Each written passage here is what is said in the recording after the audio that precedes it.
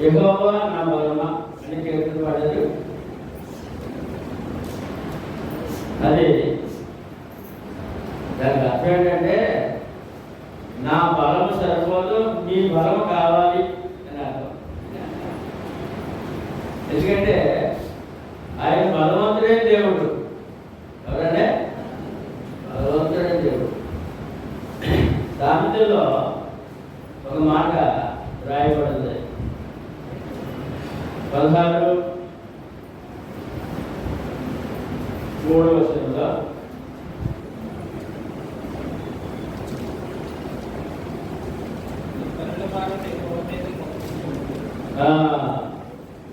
నీ పనుల భారము యెహోవా మీద నుంచుము, అప్పుడు నీ ఉద్దేశములు సఫలమగును.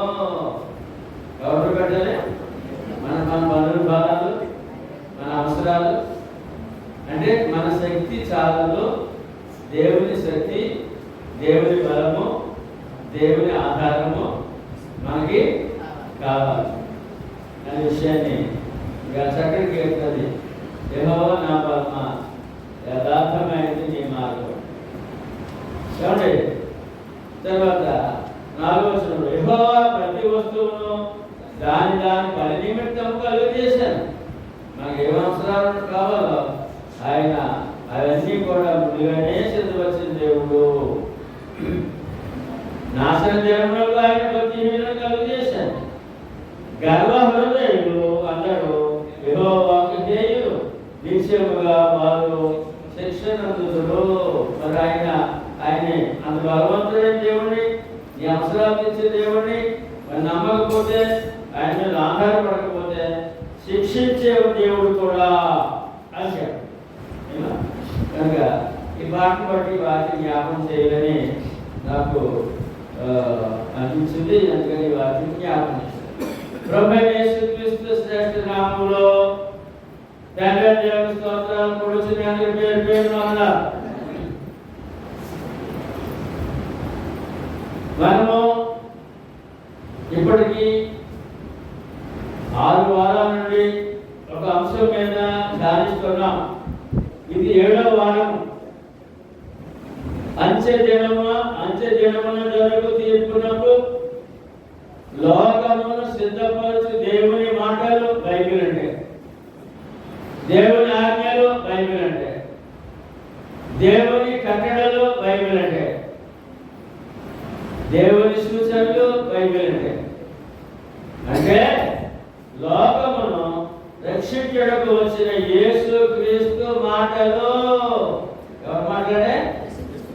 ఆయన కూర్చే లోకానికి రక్షించినందుకు. ఏమండి? 1 తిమోతి 1:15 పాపులను రక్షించుటకు క్రీస్తు యేసు లోకమునకు వచ్చిన వాక్యము నమ్మదగినది. పాపులను రక్షించుటకు మనకి రక్షణ దొరికిందా? దొరికింది. కనుక మనము ధ్యానించే ఈ పాఠంలో వరుసగా 7వ భాగము, 7వ పాఠ్యాంశము మనం ధ్యానిస్తున్నాం. ఇప్పుడు ఇంతవరకు 6 సంగతులు కూడా, 6 పాఠ్యాంశములు కూడా సజీవుల లోకంలో ఉన్నప్పుడు ఏం చేయాలి అనే విషయాలు ధ్యానించాం. తర్వాత మరణం తర్వాత మరి మన ఆత్మకు ఏ విధంగా ఆయన సిద్ధపాటు కలిగజేశారో అనే విషయం గత వారం ధ్యానించాం. ఇప్పుడు 2వ వారముగా దాని ధ్యానం మరణము తరువాత ఆత్మకు మృతుల లోకము అని ధ్యానించడం. మట్టి గాలి కాదు, చనిపోయిన ఏమీ లేదు అనే మాట చాలా తప్పు, అబద్ధం. మరణం తర్వాత ఆత్మకు మృతుల లోకము. నిజంగా వాక్యం పట్ల ఆశ ఉంటే ఇన్ని వారాల నుంచి ధ్యానిస్తున్నాం కదా, ఏమంటే ఈ వారం ఏ వాక్యం దొరుకుతుందని ఆశలో సంఘమంతా నేను నిండిపోవాలండి. చూడండి ఎలా ఉంది ఎక్స్ట్రా అన్ని కాలే అంటే వాక్యం అంటే ఎక్కడొచ్చేస్తుంది అనమాట. అంటే వాక్యం అంటే ఎక్కడొచ్చేస్తుంది అనమాట. వాక్యం అంటే ఎక్కడ రావాలా? మధురంగా ఉండాలా? మధురం చుట్టూ తేలు తాగని మధురం. ఆ మధురాన్ని ఆస్వాదించే భాగ్యం లేదు మరి కొంతమందికి. అందుకే చాలాసార్లు జ్ఞాపకం చేస్తాను, ఈ ఆదివారం నాకు ఏ వాక్యం దొరుకుతుంది అని రావాలి. కాబట్టి అంత ఆయుష్తో దేశం ఎందుకు రావాలి? మీరు గతం ఎందుకు రావాలి? ఈ వారం నాకు ఏ వాక్యం దొరుకుతుంది, దేవుడి సన్నిధి నాకు కావాలి అనే ఆశ అన్నమాట. కనుక మరణం తర్వాత ఆత్మకు మృతుల లోకము, పాతాళము అని ధ్యానించాం గత వారం. పాతాళ లోకములో స్థలములు 3 స్థలములు ఉన్నాయి, ధ్యానించాం గత వారం. ఒకటి పాతాళము, దాని గురించి గత వారం ధ్యానించాం. పాతాళంలో అగ్ని జ్వాలలు కాలిపోతాయి. కనుమూసిన వెంటనే పాపగా జీవిస్తే, పాపగా చనిపోతే వాడు పాతాళంలో అగ్నిలోకి వెళ్ళిపోతే కనుక అక్కడ కలుసు తెలుస్తాడని మనం ధ్యానించాం. 2 పాతాళ లోకంలో పరదేశం. 3 అగాధము. ఇప్పుడు మనం పాతాళ లోకం గురించి ధ్యానించాం కనుక ఇక 2 ఉన్నాయి. ఆ విషయాలు 2 కూడా ఈ వారం ధ్యానిద్దాం. ఒకటి పరదేశం, పాతాళానికి పరదేశికి మధ్యన అగాధము. ఈ విషయాలు మనం ధ్యానిద్దాం. మనం ఎంత గొప్ప ధన్యత కలిగిన వారమో ఈ వారము చాలా స్పష్టముగా తెలియజేయడం. లోకాసు వార్త 23:39 నుంచి 43 వరకు చదివినట్లయితే, వేలాడ వేయబడిన యేసు ప్రభు సిలువ వేసినప్పుడు 2 నేరస్తులు కూడా సిలువ వేశారండి. చెరువు ప్రకటన.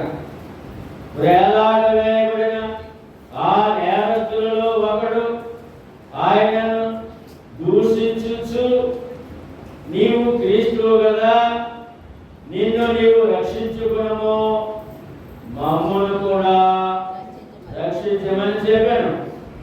అయితే 2వ వాడు వారిని గద్దించి, నీవు అదే శిక్షావిధిలో ఉన్నావు కనుక దేవునికి భయపడవా? మనకైతే ఇది న్యాయమే, మనము చేసిన వాటికి తగిన ఫలము పొందుతున్నాము. గాని ఈయన ఏ తప్పిదమును చేయలేదని చెప్పి ఆయనను చూచి, యేసు, నీవు నీ రాజ్యములోనికి వచ్చినప్పుడు నన్ను జ్ఞాపకం చేసుకోమని. అందుకు ఆయన వారితో, నీవు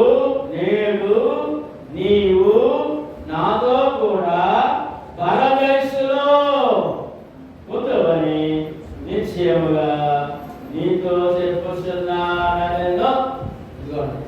మొట్టమొదటిగా పరదేశం గురించి పాత నిబంధనలు ఎక్కడగా ఉండదండి పరదేశం మాట.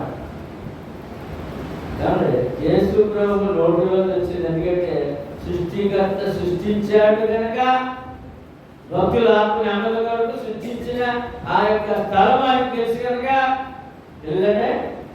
తెలుసు కనుక పరదేశాన్ని వాగ్దానము ఎవరికి చేయడండి?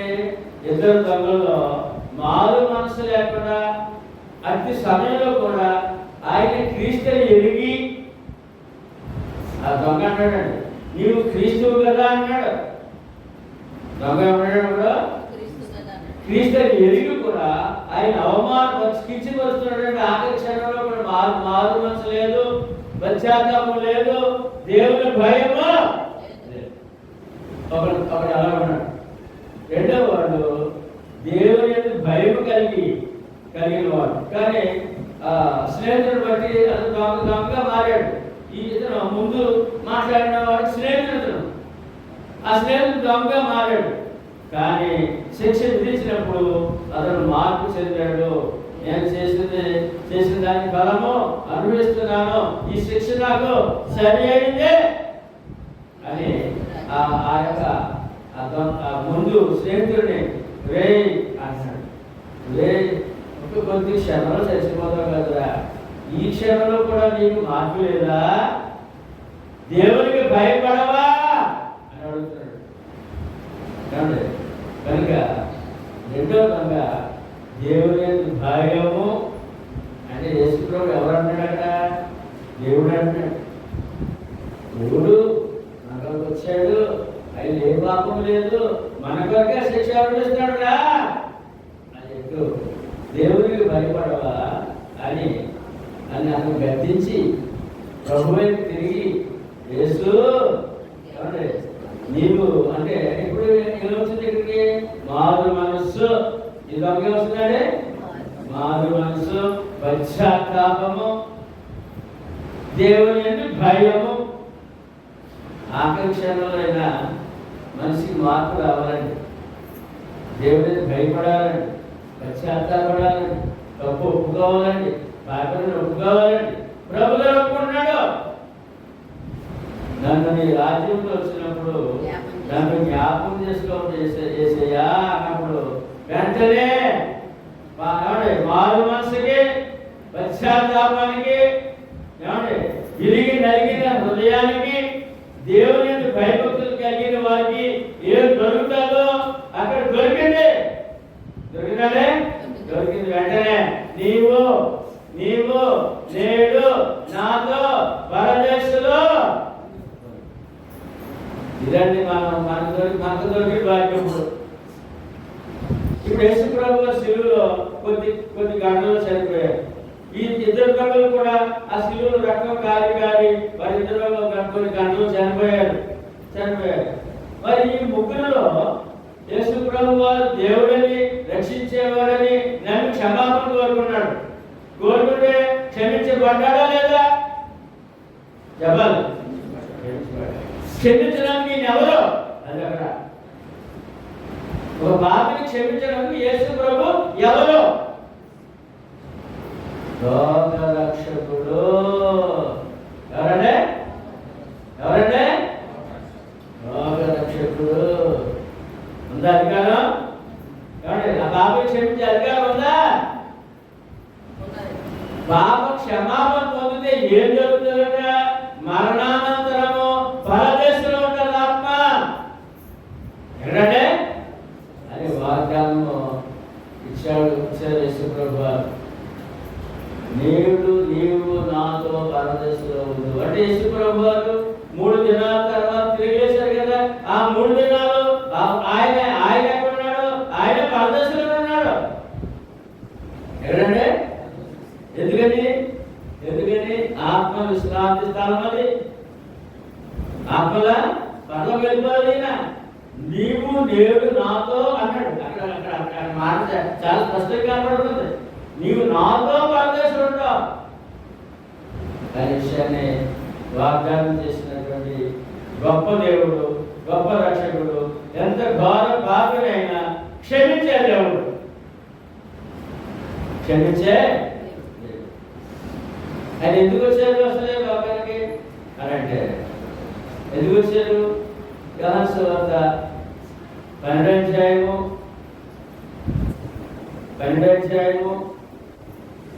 47వ వచనంలో చదవండి.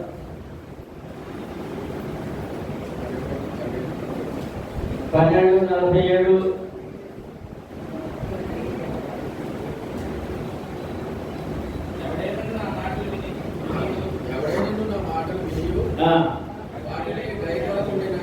గైబర్ ఉంది కదా తీర్పు తెచ్చను.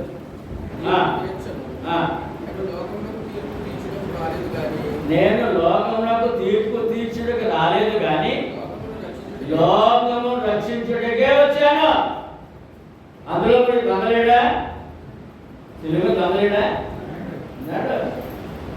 లోకమంటే ప్రజలండి. ఏమండి? 1 తిమోతి 1:15 అందరూ చెప్పండి. పాపులను రక్షించుటకు క్రీస్తు యేసు ఈ లోకమునకు వచ్చెను. మరి ఈ దొంగను రక్షించినందుకు వాగ్దానం చేశాడు కదా ఆయన. రక్షించుకు వచ్చాడు కదా. ఎవరిని? పాపులను. మరి ఘోరమైన పాపని రక్షించే అధికారం ఉన్నవాడు, క్షమాపణ కోరుకున్నాడు, రక్షించాడు. వెంటనే అగ్ని జ్వాల తప్పింది. కొన్ని ఒక్క గంట 2 గంటలు చచ్చిపోతారండి. ఒక గంట 2 గంటల్లో వారి పాపాన్ని బట్టి వారి ఆత్మ ఇక్కడ శిలువను కనుమూసి ఆ అగ్ని జ్వాల తెలుస్తారనమాట. ఈ దొంగ తప్పించుకున్నాడు. మొదటి మాట్లాడిన దొంగ తప్పించుకోలేదు, అతను అగ్ని జ్వాల వెళ్ళిపోయాడు. మొదటి దొంగ ఎక్కడికి వెళ్ళిపోయాడంటే అగ్ని జ్వాల వెళ్ళిపోయాడు. కనుక ఇద్దరు కనపడుతాడు మనకి. ఒక ఆయన పరదేశంలో ఉన్నాడు, క్షమాపణ కోరుకున్నాడు. క్షమించిన దేవుడు తన దగ్గర ఉన్నాడు.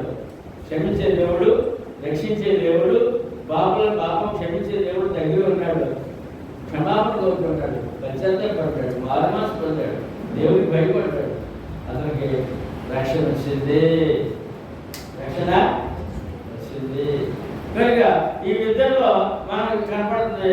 ఒకడేమో పాతాళంలో అగ్నిలో కాకుండా ఈ క్షణము వాళ్ళు చదువుకునే ఈ క్షణములు కూడా అతను పాతాళంలో కాల్చడంలో 2000 సంవత్సరాల నుంచి. క్షమాపణ పొందిన పరదేశంలో నెమ్మదిగా ఉన్నాడు 2000 సంవత్సరాల నుంచి. ఆత్మకు సావలేదు. ఆత్మకే ఎందుకు ఆయన ఎందుకు భయభక్తులు కలిగి ఉండాలి? ఎందుకు మారు మనసు పొందాలి?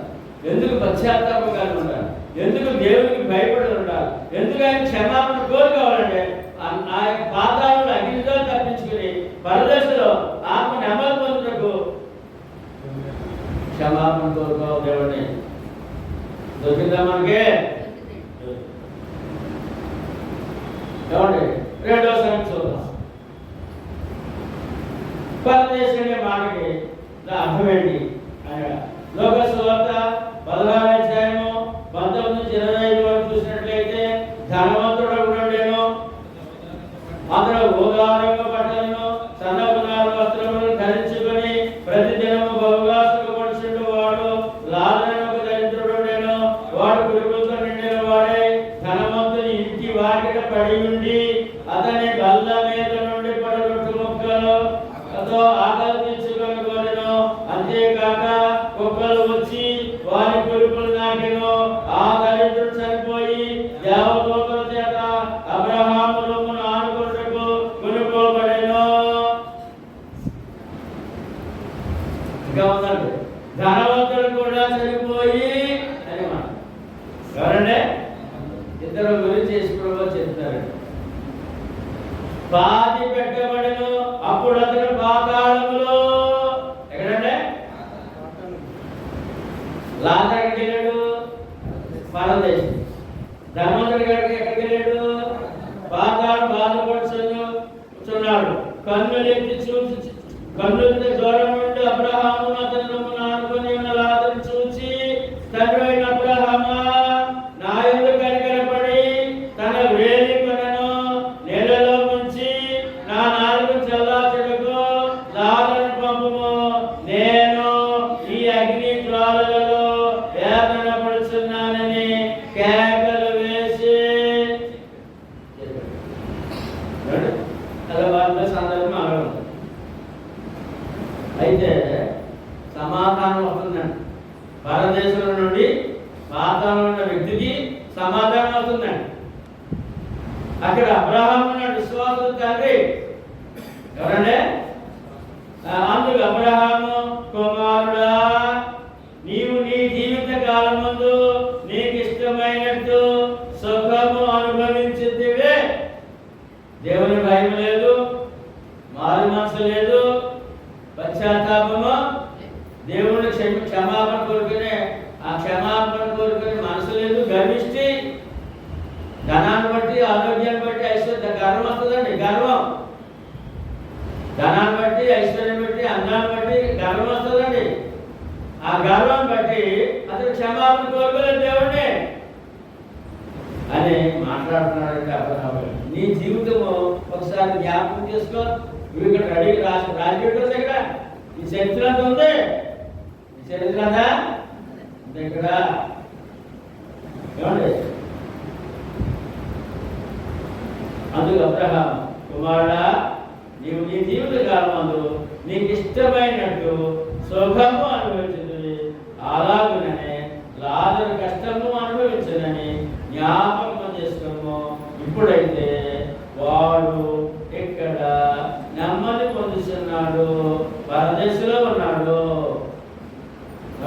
భూమి ఉన్నప్పుడు కష్టాలు నష్టాలు ఆలోచించినప్పుడు దేవుడిని దూషించలేదు, దేవుడిని దూషించలేదు, దేవుడిని అవమానపరచలేదు, దేవుడు లేడని అనలేదు. అతను ఉన్న దాంతో తృప్తి కలిగి ఉన్నాడు.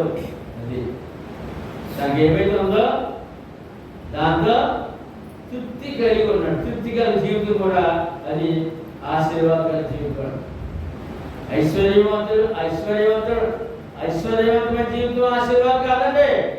తృప్తి కలిగిన జీవితం ఆశీర్వాదం అండి. తృప్తి కలిగి ఉన్నాడు అని అంటాడు. అతను ఆ జమీందారు గారికి ఆయన అన్ని తినేడు, వాళ్ళ మీద గోల్డ్ ఉంటాయి, అది మరి బయట పడేస్తారు. అది తింటే చాలు నాకు తృప్తి. ఏంటంటే మానవుడికి ఏం కావాలి? తృప్తి ఉండాలి. ముఖ్యంగా భక్తులకు ఏం కావాలి? తృప్తి ఉండాలి. తృప్తి లేకపోతే మనము పరిపరి విధాలుగా పొర ఆలోచిస్తుందండి. ఎవరు పాపం చేయడానికి పరిగెడుతుందని పొర. తృప్తి లేకపోతే, తృప్తి కలిగి ఉంటే ఆనందంగా, ఆరోగ్యంగా, క్షేమంగా, దైవ భయం కలిగి జీవిస్తామండి. తృప్తి రాకుందండి. తృప్తి కలిగి ఉన్నాడు కనుక అతడు పరదేశంలో ఉన్నాడని అబ్రహాం గారు సాక్షి ఇస్తున్నాడండి. అబ్రహాం గారు మాట్లాడుతున్నారండి. ఆ మాటలు యేసు ప్రభు చెప్తారండి. ఎవరు చెప్తారంటే రాజు పరదేశంలో ఎవరు చెప్తారండి? పరదేశం అంటే అర్థం ఏంటంటే నెమ్మది పొందుతున్నాడు. అతను ఆత్మ విశ్రాంతిలో ఉన్నాడు. ఏమన్నాడంటే నెమ్మది పొందుతున్నాడు. ఏమండి రెండో సంవత్సరం నీవు యాతన పడుతున్నావు అంటే పాతాళంలో అగ్నిలో ఉన్నావు.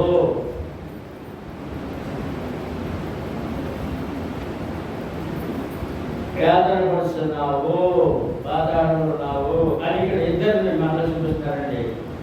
ఒక ఆయన పరదేశంలో ఆత్మ నెమ్మదిగా ఉందని యేసు ప్రభువు చెప్తారండి. ఎప్పుడు శిలువ మరణానికి ముందే ఆత్మ నెమ్మదిగా ఉండే స్థలం ఉందని చెప్పారు యేసు ప్రభువు. ఆత్మ యాతన పడే స్థలం ఉందని కూడా యేసు ప్రభువు చెప్పారు. దేవుడు చెప్పినప్పుడు అది నిజమా అబద్ధమా? దేవుడు చెప్పాడు కదా, అది నిజమా అబద్ధమా?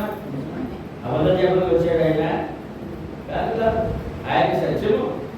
నేను ఎవరంటే సత్యవంతుడు కనుక ఇప్పుడు ఇక్కడ మాట్లాడిన మాటల్లో ఒక ఆయన పరదేశంలో నెమ్మది పొందుతున్నాడు యేసు ప్రభువు చెప్పారు.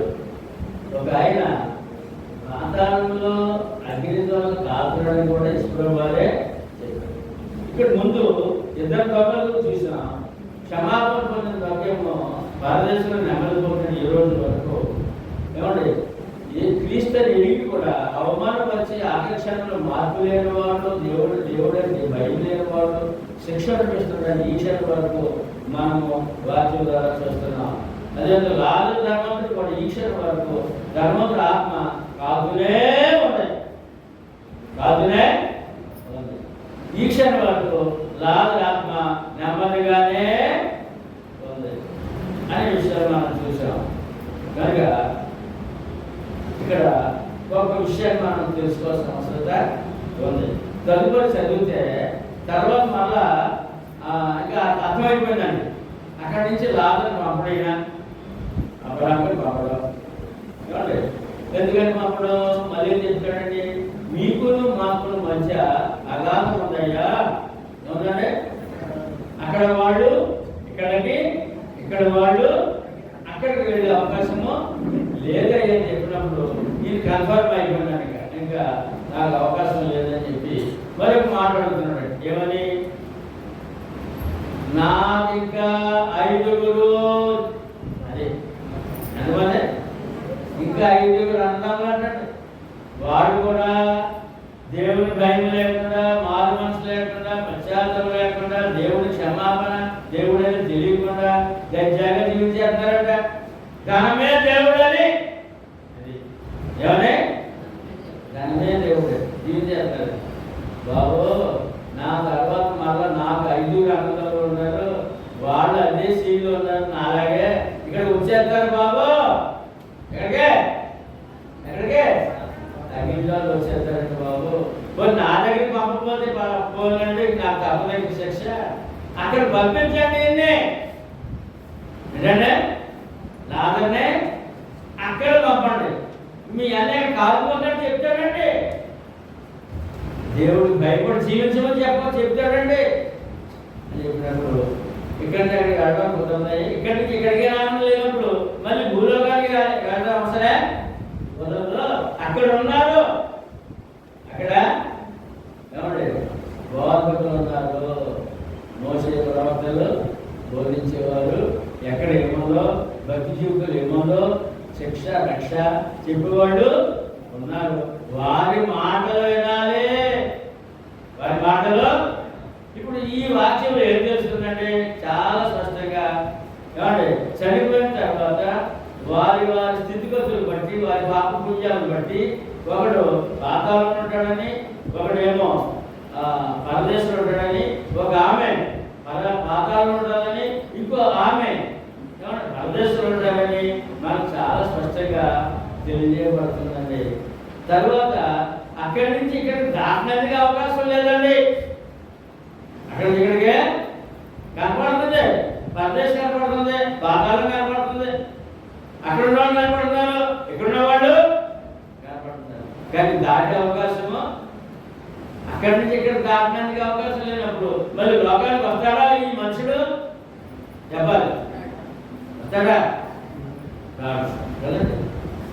అంటే చనిపోయిన తర్వాత ఆత్మలు భద్రపరిచే స్థలములవి. ఏమంటే అక్కడి నుంచి ఇక్కడికి రావడానికి అవకాశం లేదు.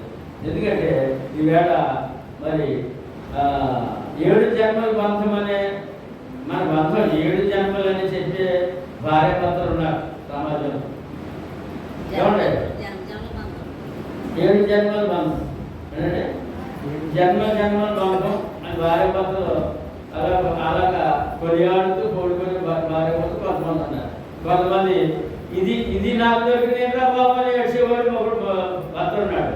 వీడు దొరికిన బాబు నాకు అని చెప్పి ఏడ్చి భార్య కూడా. కనుక వీళ్ళందరూ శాంతి వదిలేద్దాం. జన్మ బంధం అని భార్య భర్త ప్రేమించుకున్న ఉన్నారనుకోండి.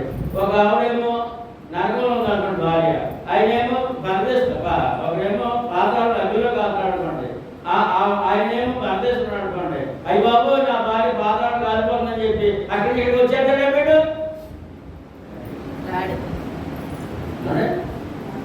రానందుకు అయ్యి బాబు మా ఆయన పరదేశంలో ఉన్నాడు, నేను కూడా అక్కడికి వెళ్ళిపోవాలి, ఆయన ఇచ్చిపెట్టి ఎలా ఉండాలని చెప్పి అక్కడికి దాటేద్దామో. ఎలా అర్థమవుతుందా నా భాష? అర్థమవుతుందా? దాటినందుకు ఎక్కడ వాళ్ళు ఇంకా దాటడానికి అవకాశము. తర్వాత పిల్లలైన మహాప్రేమకి ఏమండి మనం ఈ లోపల ఇచ్చిన తర్వాత పిల్లలు పెద్ద అందరూ వెళ్ళిపోవాలి కదా, వయసు బట్టి ఆ క్రమంలో వెళ్ళిపోవాల్సింది. ఇక్కడ ఎవరు ఉంటాడు కదా, ఉంటాడా? మరి పిల్లలు ప్రేమించే తల్లిదండ్రులు, పిల్లలేమో పరలోకంలో ఉన్నారు, లేదంటే నాకు పాతాళంలో ఉన్నారు. పరదేశం పాతాళం, పిల్లలు పాతాళంలో ఉన్నారు, తల్లిదండ్రులు ఏమో పరదేశంలో ఉన్నారు. నేను ఇప్పుడు పిల్లలైతే పాత్రలు కానీ పరదేశకెళ్ళి అవ్వట్లేదు. ఎందుకంటే ఒక్కడు కూడా తల్లిదండ్రులు భయపడేవాడు లేడు, పెద్దలు భయపడేవాడు లేడు, దేవుడు అంటే భయం ఉండేవాడు చాలా అరుదు. కనుక పిల్లలు పాత్రలు అనుకోండి, తల్లిదండ్రులు పరదేశం వైభవంగా పిల్లలు కాకపోతారని చెప్పి ఇక్కడ కాల్పులు తప్పించేద్దాం అక్కడికి వెళ్ళిపోతాం అని చెప్పి ఆ ప్రేమ ఇక్కడికి వచ్చేస్తారేమో అవకాశము లేదు. ఇక మా తల్లిదండ్రులు ఉన్నారు అక్కడ, నేను అక్కడికి వెళ్ళిపోతే బాగుండదు, మేము ఇక్కడ కాలిపోతామండి, మా డాడీ మా అమ్మ అక్కడ ఉన్నారని చెప్పి అక్కడికి వచ్చేస్తాడేమో అవకాశమా లేదు. మీకు అర్థం అవ్వాలని పరదేశం పాత్రలను అర్థం అవ్వాలని ఇక్కడ ప్రేమలో అక్కడికి వదరం, ఇక్కడ వరకునే ఆ ప్రేమలో ఆ భావనలు ఏమండి ఎవరి ఆత్మ వాడే రక్షిస్తారు, ఎవరి ఆత్మ అదే రక్షిస్తారు అని చెప్పినందుకు ఈ విషయాలు లేదు. ఇంత క్లియర్గా ఉంది కదండి. హైదరాబాద్లో భక్త సింగర్ మాస్టర్ ఉన్నాడండి. వాళ్ళ సంఘం హెబ్రోన్. హైదరాబాద్ ప్రాంతమంతా కొన్ని కోట్ల మందిని మార్చాడు. ఎక్కువ మంది హెబ్రోన్ సంఘ సేవకులు ఉన్నారు. సువార్తన సంఘమన్న వాళ్ళు పడదండి, క్రీస్తు సంఘమన్న సువార్తన పడదండి. వారు దైవం ఎవరంటే ఈ భక్తి సింగర్ అండి. యేసుప్రభు కాదు అంత అన్నమాట. యేసుప్రభు కంటే ఎక్కువ ప్రేమ ఆయన భక్తి సింగర్. ఆయన సేవ చేసి వయసు చనిపోయాడు. మన ఈ మధ్య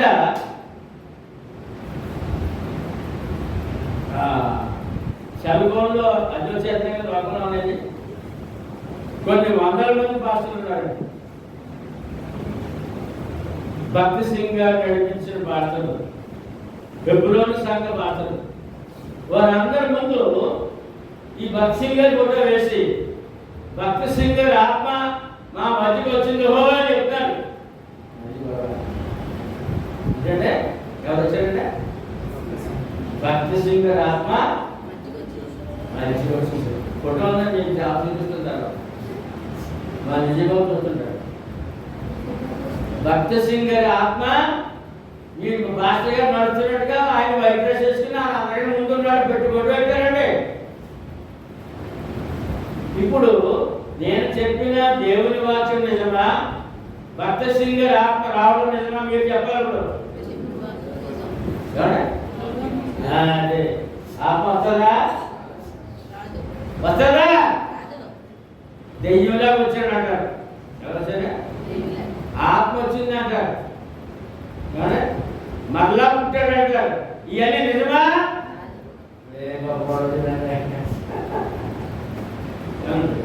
ఈవేళ లోకంలో కవులందరూ ఇదే కొనమండి. దెయ్యం వచ్చింది, దెయ్యంలోకి వచ్చేసింది ఏమంటే దెయ్యం సినిమాలు ఏమంటే అమ్మాయిని అక్కడగా చంపేశారట, ఇలా అందరూ చంపినందుకు దెయ్యం మీద వచ్చేసిందట అది సినిమా. తర్వాత మళ్ళా చచ్చిపోయారంటే గడనాన్ని బాగా ఉంటాయి. మళ్ళీ ఇద్దరు పుట్టేసారట, మళ్ళీ ఇద్దరు పుట్టేశారట. ఏమంటే ఆత్మ వచ్చేసిందంట, పంపుడు తిరిగేస్తుందంట, భర్త అంటే ప్రేమ కావాలంట. ఇయ్యండి కథలు. ఈ వాక్యానికి ఈ కథలకి ఎంత వ్యత్యాసం ఉందండి. మరి కళ్ళ కనపడుతుంది, చెరువు కనపడుతుంది, ఏది నమ్ముతారు అదే. కానీ ఆత్మ రాదు. ఆత్మ మనం తిరిగి ఎక్కడున్నా చెప్పలేదు, ఎక్కడ వాళ్ళు అక్కడ గొప్పి మాట్లాడే శాస్త్రానికి ఆత్మ తిరిగి రాదు. ఏమంటే చనిపోయిన మనిషి దెయ్యంగా రాడు. ఏమంటే గాలి అక్కడ మరి నాకు గాలి పట్టుకుందని గాలి ఏం పడుతుంది? గాలి. ఈ గాలి ఎవరు? అందుకనే ఈ గాలి ఎవరు? ఇలా ఆయనంట ఎవరా? ఆ చచ్చిపోడు దాని చచ్చిపోడు. ఏమంటే ఈ గాలి ఉంటుందట. ఈ గాలికి ఇంకొకటి మా ఆవిడ నన్ను ఏంటి చాలా ప్రేమ గాలి తిరిగాను నన్ను చుట్టాడు. ఎంత దుర్మార్గంగా లోకం ఉందంటే దానికి పండితులు వచ్చి శాంతి చేద్దాం ఆ నిజం చెప్తాడు వాడు ఉందని చెప్తాడు. మరి ఏం చేయాలి ఇప్పుడు? ఈ చుట్టూ తిరగకుండా ఏం చేయాలి? శాంతి అక్కడంగా లోపం ఉందండి. ఉందా? ఇది బయట కూడా అవుతుందండి, మనకే కాదు గొడ్డలకి అవుతుందండి టీవీలో. కనుక ఎక్కడ వారు చనిపోయిన తర్వాత అక్కడే కనుక ఇక్కడ ఉండగానే ఆ ధన్యత ఏంటంటే రక్షణ ధన్యత, పాప క్షమాపణ ధన్యత, భక్తి జీవితం ధన్యత బ్రతికుండగానే చూడండి చనిపోయిన తర్వాత ఇంకొక ఆయన అన్నాడంటే పెంతుకొస్త సంఘం అన్న సంఘం దగ్గర ఏమంటే వాళ్ళు అయ్యారు ఏమంటే పెంతుకొస్త సంఘం అన్నాడంటే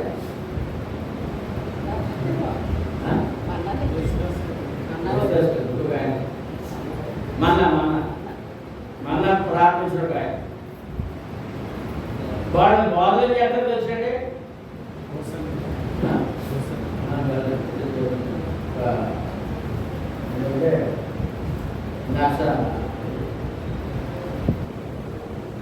రాజుగా మన గడ్డ స్థాపించడం ఏమంటే అతని గురించి ఈ సేవకులు బాగు చేస్తాడు. ఏమన్నాడ? మా యొక్క దైవజనులు ఈ సంఘాన్ని స్థాపించినటువంటి పరంజ్యోతి అయ్యాడు అంటే మీకు రాదా? పరంజ్యోతి అయ్యారండి మన్నా సంఘం స్థాపించాడు. అంటే వాళ్ళు ఈ గురించి బాగు చేస్తారు. ఏమని? మా అయ్యగారు పాతాళ లోకంలో బాగు చేస్తాడు వెళ్ళాడు.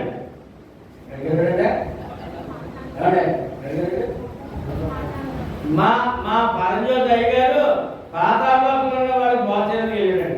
అంటే ఇప్పుడు వాళ్ళు ఏం చెప్తారండి? సుధీర్ పాతాళంలోకి వెళ్ళాలని చెప్తున్నాడు. అదే ఆ భాష ఏమని చెప్తారంటే పాతాళ లోకంలో ఏముందా? ఎందుకంటే బైబిల్ తెలుసు వాళ్ళకి అగ్నిలో ఉందా ఏముందంటే కనుక ఇలా అక్రమాలు అబద్ధాలు మూట కొట్టుకుని మనం అదృష్టించారు. మనము వాక్యం నమ్మాలి. ఏం నమ్మాలంటే వాక్యమే నమ్మాలి. నేను ఏదో చెప్పాను నా మాట కాదు. ఇక్కడ ఉందా లేదా? బైబిల్లో రాయబడి ఉందా లేదా? అంతే ఉంటే నమ్మండి, లేకపోతే నమ్మకూడదండి. చదువు ప్రార్థన 6, 9, 11 ఆయన 5వ మొదలెప్పినప్పుడు దేవుని వాక్యం నిమిత్తమును తాము ఇచ్చిన సాక్ష్యము నిమిత్తమును వధింపబడిన ఆత్మలు బలిపీఠము క్రింద చూసి తిని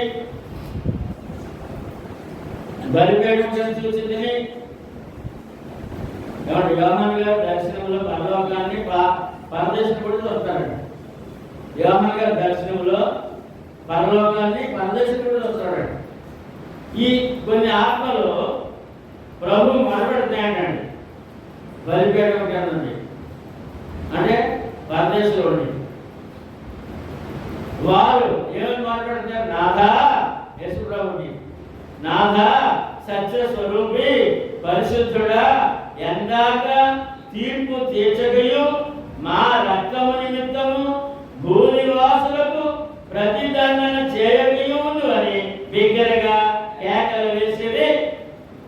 ఈ పరదేశం నుంచి ప్రభువుకు మాట్లాడతాడంట. అపోస్తులు అందరూ కూడా హతసాక్షులు అయ్యారు. కొంతమంది సిలువలు చంపేశారు, చర్మాలను చంపేశారు, శిరక్షాలను చేసి చంపేశారు. వీళ్ళందరూ కూడా రక్తం చిందించి చనిపోయారండి. ఆత్మలు దేవునికి అర్పించుకున్నారు, ప్రాణ త్యాగాలు చేశారు. వాళ్ళు పరదేశంలో ఉన్నారు. ఎక్కడున్నారండి? పరదేశంలో ఉన్నారు. వారు దేవుడికి ప్రభువుకి మాట్లాడుతున్నారు. ఇంకా ఇంకా తీర్పు తీర్చవా దేవా, మేము పరలోకంలో తీసుకెళ్ళవా, ఇంకా మరి వారు ఇంకా అలాగే క్షమించి వదిలేద్దామేంటి దేవా అని చెప్పి మరి ప్రార్థన చేశారండి. అప్పుడు సమాధానం ఎల్లని వస్త్రములు వారిలో పెద్దవానికి ఇవ్వడను మరియు వారి వల్లనే సంపబడబో వారి సహదాసుల యొక్క సహోదరుల యొక్క లెక్క పూర్తిగా వరకు ఇంకో ఇంకొంచెము ఇంకా కొంచెం కాలము విశ్రమింపవలెనని, ఇంకా లెక్క పూర్తి అవ్వలేదయ్యా అంటే యశ్ప్రభు కావాలంటే ఇంకా లెక్క పరలోకానికి వచ్చే లెక్క, నరకానికి వెళ్ళే లెక్క ఇంకా పూర్తి అవ్వలేదయ్యా, అందుకని కొంతకాలం ఇంకా విశ్రాంతిలో ఉండండి. అంటే భక్తి జీవితంలో ఎక్కడండి? ఆత్మకి ఎక్కడ నివాసం? విశ్రాంతిలో ఉండండి. కొంతకాలము విశ్రమింపవలనని అంటే ఇంకా భర్తలు నెమ్మదిగా ఉండండి, ఏం పర్లేదు, కంగారు పడకండి, ఇక్కడ టైం ఉంది అని ప్రభు వారు చెప్పినట్టుగా వారితో చెప్పబడేను. అంటే యోహాను గారు పరదేశం గురించి మాట్లాడుతున్నారు, పరలోకం గురించి కూడా మాట్లాడుతున్నారు. దర్శనంలో పరలోకం గురించి చెప్పారు, పాదాల గురించి కూడా యోహాను గారు మాట్లాడుతున్నట్టుగా మనం చూస్తున్నాం. ప్రకటన 2:7 చెవి గలవాడు ఆత్మ సంఘములతో చెప్పుచున్న మాట వినును గాక, జయించిన వారికి దేవుని పరదేశంలో ఉన్న జీవవృక్ష ఫలములు భుజింపనిత్తును. యోహాను గారు మాట్లాడతాను మళ్ళా, ఏమండి ఈ పాపాన్ని జయించి, ఏమండి పాపాన్ని జయించి సాతాన్ని జయించి వాక్య ప్రకారం జీవించిన వాడు పరదేశంలో ఉంటాడు. ఏమంటాడంటే పాపాన్ని సాతాన్ని జయించాలండి. యేసుప్రభు జయించారు, సాతాన్ని జయించారు, పాపాన్ని జయించారు. కనుక ఇక్కడ అన్నాడు చెవి గలవాడు ఆత్మ సంఘముతో చెప్పి మాట్లాడుగాక, జయించిన వారికి. ఎవరికి మాట? సంఘములకు, బైబిల్ కాదు. ఎవరికంటే ఎవరు చేసే సంఘములకు? క్రీస్తు సంఘములకు. సంఘ రక్షణ పొందావు కదా, నువ్వు పాపాన్ని జయించు, సాతాన్ని జయించు, లక్ష్య ప్రకటనాడు నీకు పరదేశంలో చోటు ఉంది. పరదేశంలో అక్కడ ఉన్న జీవవృక్ష ఫలములు భుజింపనిత్తును, అంటే పరదేశం నుంచి నిత్య జీవానికి అని అర్థం. పరదేశం నుంచి పరలోకానికి వస్తావు అని చెప్పి పరదేశం గురించి మళ్ళా యోహాను గారు రాస్తున్నారు, మాట్లాడుతున్నారు. ప్రకటన పరదేశాన్ని మనం చూద్దాం. ప్రకటన 14:13 అంతటా ఎప్పటి నుండి ప్రభునందు మృతులు ధన్యులకు రాయమని పరలోకం నుండి ఒక స్వరం చెప్పగా వింటిని, నిజమే వారు ప్రయాసములు మాని విశ్రాంతి పొందుదురు. ఏమండి ప్రభునందు నుండి అంటే అర్థండి, యేసు ప్రభు నమ్మి ఉండాలని మానవుడు, సువార్తలో కూడా బాప్తిసం పొంది ఉండాలండి, పాప క్షమాపణ పొంది ఉండాలండి, ఆయన సంఘములు ఉండాలండి, జీవితకాలం ఉండాలండి. అందుకనే ఇవాళ మరి మిమ్మల్ని చూస్తే నాకు మరి ఆయన దేవుడికి అంత ఆనందం అయిపోతుందండి కాదండి. ఆయన ఎందుకంటే ఇప్పుడు వరకంట జీవితకాలం అంతా మన కళ్ళు మూసే వరకు కూడా ఈ రక్షణ కాపాడుకోవాలి. మంచిగా ఉందని చూడండి. ఎందుకంటే అంతటా ఎప్పటి నుండి ప్రభునందు మృతులు ధన్యులు, ప్రభునందు నుండి మృతి రాత్రి క్షేమాలు. ఎప్పుడు వరకంటే ఆఖరి క్షేమ వరకు విశ్వాసం కాపాడుకుంటే ఆరాధించుకుంటే ప్రభునందు నుండి మృతి పొంది ధన్యులు అని రాయమని పరలోకం నుండి స్వరం చెప్పగా వింటిని, నిజమే వారు ప్రయాసమని విశ్రాంతి పొందుదురు. సువార్త ప్రకారం బాప్తిసం పొంది క్రీస్తు సంఘములో జీవితకాలం ఆరాధించుకుంటూ వాక్య ప్రకారం జీవిస్తే పరదేశంలో ఉంటారు, నెమ్మది పొందుతారు, విశ్రాంతి పొందుతారు. ఆత్మకు విశ్రాంతి, ఆత్మకే విశ్రాంతి. పరదేశం అంటే భక్తురానికి ఆత్మకు విశ్రాంతి. వారికి వారి వెంట పోవునని ఆత్మ చెప్పిస్తున్నాడు. ఇక్కడ మళ్ళా పరదేశం గురించి మళ్ళా యోహాను గారు మాట్లాడు. ఏమంటే ముందు మాట్లాడారు, డైరెక్ట్గా పరదేశాన్ని మాట్లాడారు. ఇక్కడేమో మరి జీవితకాలము విశ్వాసం కాపాడుకుంటే మరి ఆయన బిడ్డగా ఈ లోపం విడిచిపెడితే తుది శ్వాస వరకు నమ్మకంగా జీవిస్తే అతడు నీ ఆత్మ విశ్రాంతి పొందుతుంది, పరదేశంలో ఉంటామని మరొకసారి జ్ఞాపకం చేశారండి యోహాను గారి ద్వారా రాయిట్ చేశాడు దేవుడు. ఏమండి ఇంకా 2 కొరింథీ 12:2-4 పౌలు గారు మాట్లాడుతూ పరదేశం గురించి. పౌలు గారు క్రీస్తు నందు యొక్క మనుషులు నేను ఎదుగుతున్నాను, అతడు 14 సంవత్సరముల కిందట 3వ ఆకాశం నాకు కొనుక్కోబడెను, అతడు శరీరముతో కొనుక్కోబడినో నేను ఎరుగను, శరీరం లేక కొనుక్కోబడినో నేను ఎరుగను, అది దేవుడికే తెలియదు. అట్టి మనుషుని నేను ఎదుగుతున్నాను, అతడు పరదేశంలోకి పోయి ఎక్కడికంటే పౌలు గారు పరదేశంకి వెళ్ళాలని అక్కడ అబ్రహాము గారితో మాట్లాడారు. పరదేశంలోకి పోబడుతుంది, కొనుక్కోబడుతుంది. వచింప సఖ్యముగా అనే మాటలు వినండి. ఆ మాటలు మనుషులు పలుకోకూడదు. అక్కడ నోటు చెప్పగలిగే మాటలు పలకకూడని మాటలు విన్నాడంట. అక్కడ అవి మనం చెప్పకూడదంట.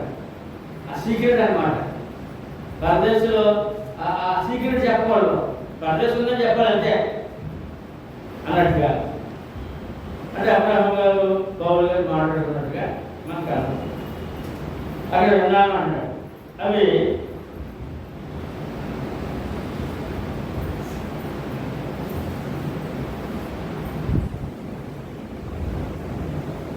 అటు మనుషుల్ని నేను ఎదుగుతున్నాను, అతను పరదేశంలోకి కొనుక్కోబడినాను, వచంప సత్యము కాని మాటలు విన్నాను, ఆ మాటలు మనుషులు పలుకోకూడదు, అతను శరీరంతో కొనుక్కోబడినాను, శరీరం లేక కొనుక్కోబడినాను, నేను ఎదుగును, అది దేవుడికే తెలియను అని చెప్పి ఆయన మాట్లాడుతున్నారు. పౌలు గారు ఏం చెప్తారండి?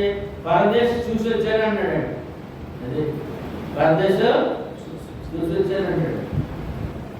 కనుక ఇప్పుడు మనం చెప్పి బాధంతా కూడా మీకు ఎవరైనా మీ బంధువులు ఇప్పుడు ఎవరు చూసి వచ్చాడురా అంటాడు.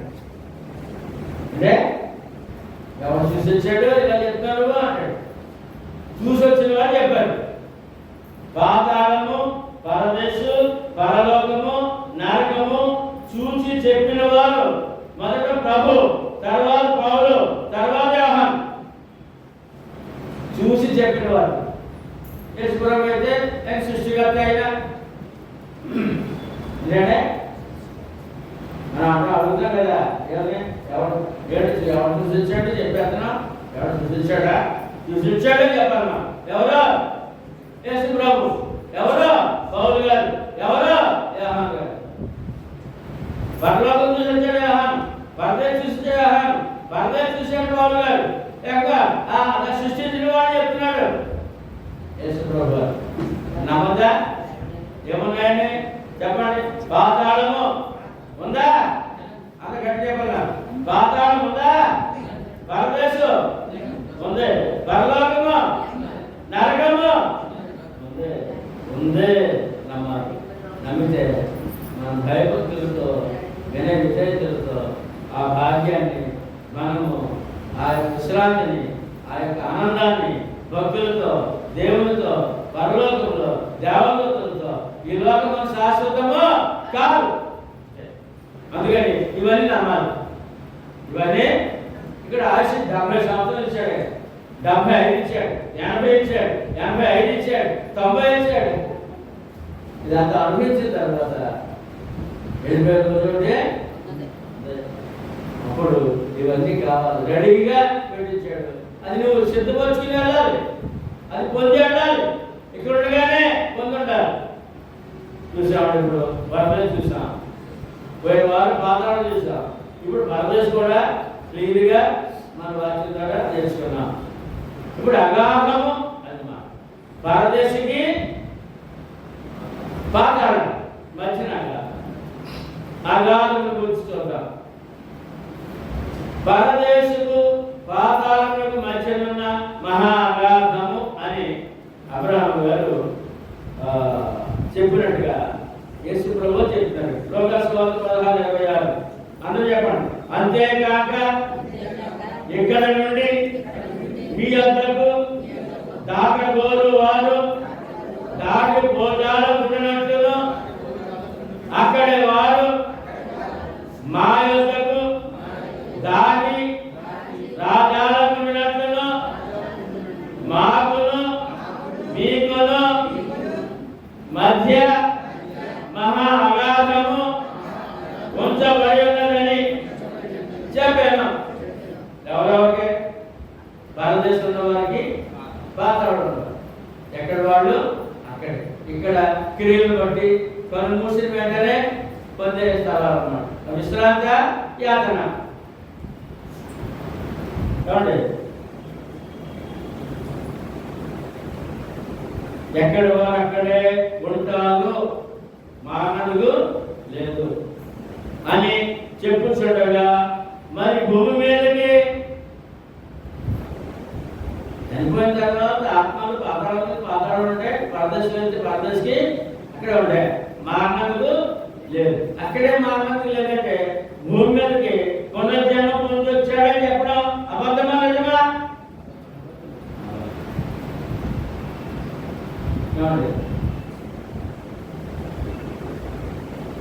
లేక పునర్జన్మగానో ఒకటి, దెయ్యముగానో రెండు, ఆత్మగానో ఉచ్చారణలో అబద్ధం. ఉచ్చారణలో అబద్ధం. దెయ్యాలు ఉన్నాయి, మనుషులు కాదు. ఆ దెయ్యాలు ఎవరంటే దేవుడి చేత శపించబడిన ఆత్మలు. దేవదూతలే దేవుడిని తిరుగుబాటు చేసి దేవుడి శపించబడిన ఆత్మలే దెయ్యాలు. వాటి పేరు అపవిత్రాత్మలు. దెయ్యాలు శపింపబడిన దేవదూతలు. దెయ్యాల పేరు ఏంటంటే శపింపబడిన దేవదూతలు, అపవిత్రాత్మలు. అంటే అంతేగాని చనిపోయిన మనుషులు దెయ్యముగా, రెండు అపవిత్రాత్మగా, గాలిగా మన దగ్గర రాడు. మన దగ్గరికి ఇది సేవకులకు నేర్పించే వాక్యాలండి. విశ్వాసం తెలుసుకోవాలి, మనకు చాలా అవసరమై ఉంటుంది.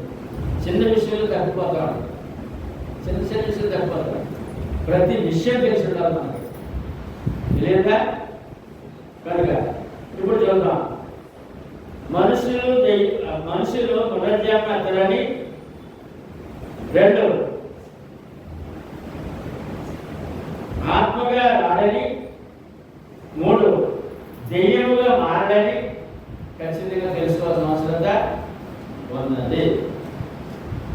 విశ్వాసుల ఆత్మల నెమ్మది కొరకు పరదేశు, విశ్వాసుల ఆత్మ నెమ్మది కొరకు పరదేశు, అవిశ్వాసుల ఆత్మలకు యాతన కొరకు పాతాళము.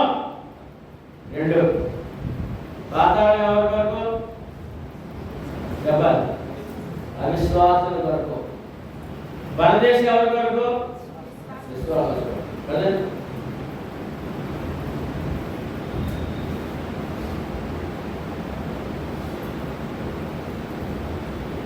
అందుకని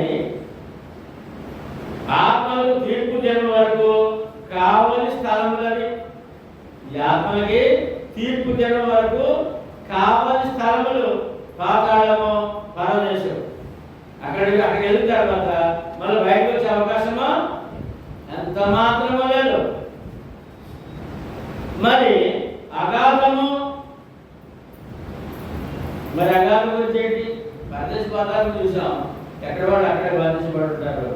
విశ్రాంతి పొందుతాడు, యాతన పడేవాడు యాతన పడతాడు. మరి పాతాళ అగాధం ఏంటి అంటే, అగాధము పరదేశంలో వారు పాతాళమునకు, పాతాళంలో వారు పరదేశంలోనికి దాటిపోకుండా ఈ రెండింటికి మధ్య ఉన్న మహా అగాధము ఒక పని చేస్తుంది. అది పరదేశం నుంచి పాతాళం నుంచి అక్కడ మారకుండా ఈ పాతాళం అడ్డే ఉంది, అదొక పని. అంతేకాక ఈ అగాధము దయ్యములు, దురాత్మలు, శపింపబడిన దేవదూతలకు శిక్షించబడే స్థలము. ఎందుకంటే దయ్యములు అంటే దురాత్మలు అంటే శపించబడిన దేవదూతలు శిక్షించబడుటకు తీర్పు దినం వరకు కావాలి ఉంచే స్థలము అగాధము. ఇది మనకు కాదండి, మనుషులు కాదు. మనుషులకు పాతాళం బాధేస్తుంది. మరి ఎవరికి ఈ అగాధం అంటే ఒక పని ఏంటంటే భారతదేశంలో పాతాళం మారకుండా మనకి అడ్డంగా ఉండేది ఒకటి. రెండు, ఈ యొక్క ప్రభు మీద తిరుగుబాటు చేసిన ఈ దుర్మార్గమైనటువంటి సాధారణ అనుసరులు ఉన్నారు. వారు దెయ్యాలన్నారు, ఆ విడాకులు అన్నారు, చట్టం దేవతలు అన్నారు. వారిని శిక్షించే స్థలము ఆ యొక్క అగాధం. లోకస్ వద్ద మనం చూద్దాం. దెయ్యాలు మాట్లాడుతున్నాయి. యేసు ప్రభుతో దెయ్యాలు మాట్లాడుతున్నాయి. 26 చదువుతాం. 8:26 వారు గలిలయకు ఎదురుగా ఉండు గెరాసేనుల దేశమునకు వచ్చి ఆయన ఒడ్డున దిగినప్పుడు ఆ ఊరి వాడొకడు ఆయన ఎదురుగా వచ్చారు. వాడు దెయ్యములు పట్టిన వాడై బహుకాలం నుండి బట్టలు పట్టుకొనగా సమాధులలోనే గాని ఇంటిలో ఉండేవాడు కాడు. వాడు యేసును చూసి కేకలు వేసి ఆయన ఎదుట సాగిలపడి, యేసు సర్వోన్నతుడైన దేవుని కుమారుడా, నాతో నీకేమి, నన్ను బాధపరచుకోమని నేను వేడుకొస్తున్నాను అని కేకలు వేసి చెప్పాను. ఏదైనా ఆయన ఆ మనిషిని విడిచి వెలుపలికి రమ్మని ఆ అపవిత్రాత్మకు ఆజ్ఞాపించారు. అది అనేక పర్యాయములు వారిని పట్టుచూ వచ్చారు. కనుక వారిని గొలుసులతోనూ కాలి సంకెలతోనూ కట్టి కావలి అందించి కానీ వారు బంధకములను తెప్పగా దెయ్యము వారిని అడవిలోనికి తరుముకొని పోయాడు. యేసు నీ పేరేమని వారిని అడగగా చాలా దెయ్యములు, ఏంటంటే ఒక మనిషిలో చాలా దెయ్యములు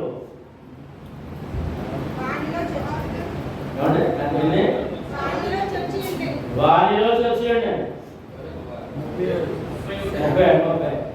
యేసు నీ పేరేమని వారిని అడగగా చాలా దెయ్యములు వారిలో చచ్చేయండి. కనుక వాడు తన పేరు సేన సేన అని చెప్పాడు. సేన అని చెప్పి పాతాళంలోనికి కోటకు తనకు ఆజ్ఞాపించవద్దని ఆయనను వేడుకొనెను. 2000 దెయ్యాలు అక్కడ పట్టుకున్నాడు. ఏంటంటే 2000 దెయ్యాలకు అక్కడే ఆ చేస్తున్న అల్లరి ఎత్తాను కదా గ్రామంలో ఇంటిలో భరించలేకపోతున్నాడు. ఆ సభలో యేసుప్రభు వచ్చారు. ఏమంటే 2000 దెయ్యాలు యేసుప్రభు వెళ్ళిపోతున్నాయి. మీరు ఏమైనా చెప్పండి కూడా ఎవరండి 2000 దెయ్యాలు పట్టిన వాడు 2000 దెయ్యాలు లోపల ఈయన చూసి ఓడిపోతున్నాయి. ఏమేమిటడినా సర్వాధికారి దేవుడు. మళ్ళీ అన్నాడండి, అయ్యి బాబు అప్పుడే పాతాళంలోకి పక్కన వచ్చావు బాబు, బాబు వద్దాడు అప్పుడు వద్దాడంటే అప్పుడే వద్దాడు 30 రోజులు. ఏమండి అక్కడ 32 అక్కడ విస్తారమైన పదుల మంద కొండ మీద వేయించుండేది కనుక వాటిలో వచ్చేటకు తమకు సెలవిమ్మని ఆయన వేడుకనగా ఆయన సెలవించారు. అప్పుడు దయ్యములు ఆ మనుషుని విడిచిపోయి పందులలో చచ్చారు. కనుక ఆ మంద ప్రపాతం నుండి సరస్సులోకి ఒడిగా పరిగెత్తి ఊపిరి తిరగక చచ్చాడు. ఈ మనుషులు ఉన్న దెయ్యాలన్నీ కూడా అక్కడ పెద్ద పందుల మంది ఉందంట. 2000 దెయ్యాలు ఈ పందుల్లో వెళ్ళిపోయాడు.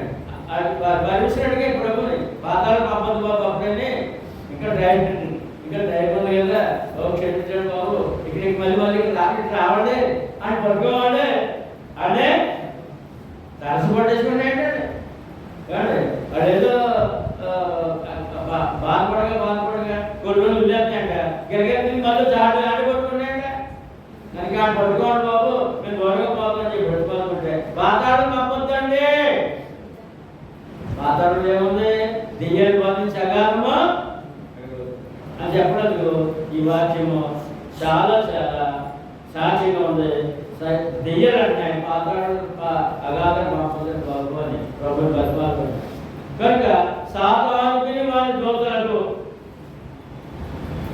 అనగా దెయ్యములకు శిక్షాస్థలము అగాధం. ఎప్పుడు వరకు? తీర్పు వరకు. వాడికి కూడా శిక్ష ఉందండి. సాతాను ఉంది, దెయ్యం కూడా ఉంది. ఎందుకంటే సర్వాధికారి కదా యశ్వరు అంటే ఆ సాధారణ మీద అధికారమే, దెయ్యాలకు కూడా అధికారం లేదా? అందుకే పట్టుకోవాలి 2000 దెయ్యాలు 2000 దెయ్యాలు పట్టుకోవాలనుకుంటే ప్రభుత్వం. కాబట్టి ప్రార్థన 20:1-2 మనం ముగించుకుందాం. మరియు పెద్ద సంఖ్యలను చేత పట్టుకొని అగాధం యొక్క తాళపు చెవి గల ఒక దేవదూత పరలోకం నుండి దిగి వచ్చుట చూచిందండి. అతడు ఆది సర్పమును అనగా అపవాదియు సాతానును అను ఘట సర్పమును పట్టుకొని 1000 సంవత్సరాల వారిని బంధించి అగాధంలో పడవేసి, సాతాన్ని పరలోక దేవదూత పాతాళాన్ని తాళం చేయమన్నాడు. పాతాళానికి ఆ అధికారం దేవదూత ఉందంట.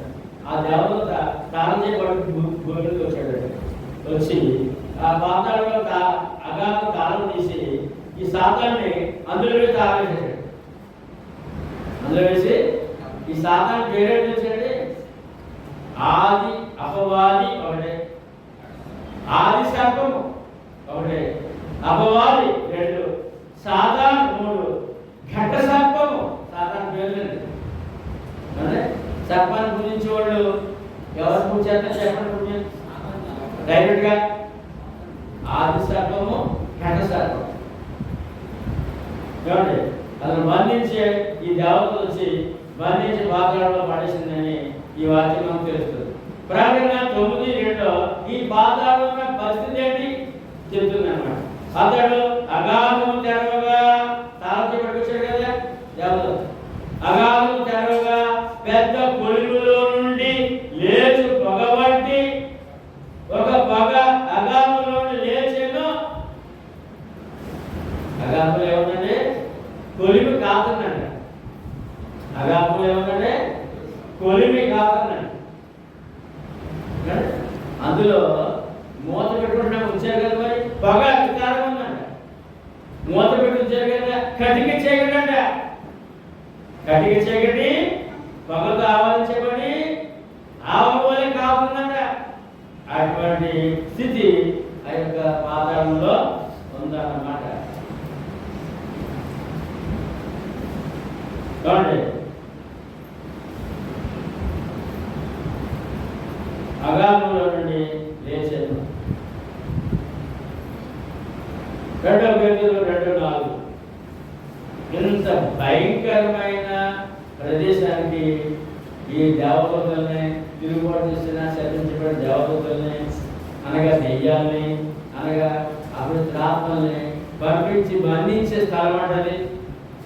పేతురు 2:4 అదే చెప్పండి. దేవదూతలు పాపము చేసినప్పుడు దేవుడు వారిని విడిచిపెట్టక పాతాళ లోకమందలి కటిక చీకటి గల జలములోనికి త్రోసి తీర్పుకు కావలిలో ఉంచబడుటకు వారిని అప్పగించను.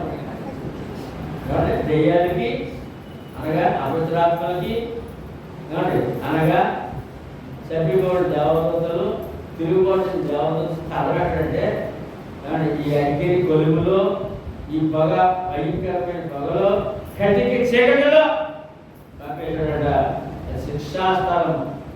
దెయ్యాలకి అనగా అపవిత్రాత్మలకి అనగా చంపిపోయిన దేవదూతలకి శిక్షాస్థలము అగాధం.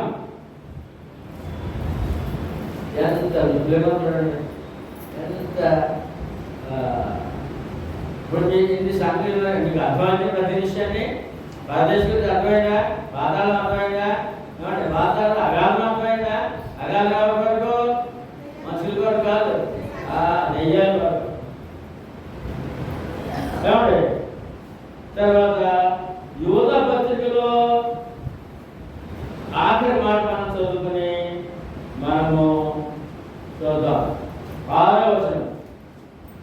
ఇది కూడా చెప్తాం. మరియు తమ ప్రధానత్వమును నిలుపుకొనక తమ నివాస స్థలమును విడిచిన దేవదూతలను ఎక్కడంటే ఎక్కడే దేవత స్థలం ఎక్కడ పరలోకం. దేవుడి మీద తిరుగుబాటు చేసిన కారణం పరలోకం నుంచి గెలిపేయబడ్డారు. తమ నివాస స్థలమును విడిచిన దేవదూతలను చెప్పండి మహాజనమున జరుగు తీర్పు వరకు కటిక చీకటిలో నిత్య పాశములతో ఆయన బంధించి భద్రము చేశాడు. అగాధము తిరుగుబాటు చేసిన దేవదూతలు అంటే శర్మించబడే దేవత అంటే దెయ్యం అంటే అపవిత్ర ఆత్మలు బంధించే స్థలమే అగాధము. ఎక్కడంటే అగాధము. ఎప్పుడు వరకంటే తీర్పు వరకు. ఎప్పుడు వరకంటే తీర్పు రోజు జరిగే సంఘటన ఏంటి? ఈ శరీరానికి దెయ్యానికి చూద్దాం. తీర్పు తర్వాత మత్తయి 25:41 ఇది కూడా అందరూ చెప్తాడు. శపింపబడిన